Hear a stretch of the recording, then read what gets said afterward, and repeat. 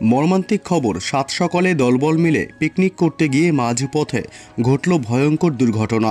বাসের সঙ্গে ট্রাকের মুখোমুখি ধাক্কায় 14 জনের মর্মান্তিক মৃত্যু হলো। আহত আরও 27 জন। আহতদের তড়িঘড়ি উদ্ধার করে স্থানীয় হাসপাতালে পাঠানো হয়েছে। আনন্দের মুহূর্ত পরিণত হলো বিষাদে। ব্যাপক চাঞ্চল্য ছড়িয়েছে গোটা এলাকায়।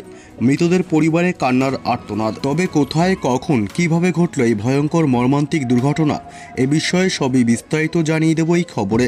বিস্তারিত জানতে খবরটি অবশ্যই শেষ পর্যন্ত দেখবেন।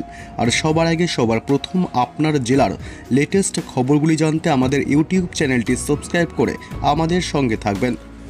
নতুন বছর পড়তেই শুরু হয়েছে পিকনিকের তোড়জোড়। আসামে পথ দুর্ঘটনায় মৃত্যু হলো 14 জনের, গুরুতর জখম হয়েছেন আরও 27 জন। ভোর 5টা নাগাদ একটি বাসের সঙ্গে মুখোমুখি সংঘর্ষ হয় ট্রাকের। দুমড়ে মুচড়ে যায় বাসের একাংশ। এই ভয়ঙ্কর দুর্ঘটনাটি ঘটেছে আসামের দেরগাঁওতে।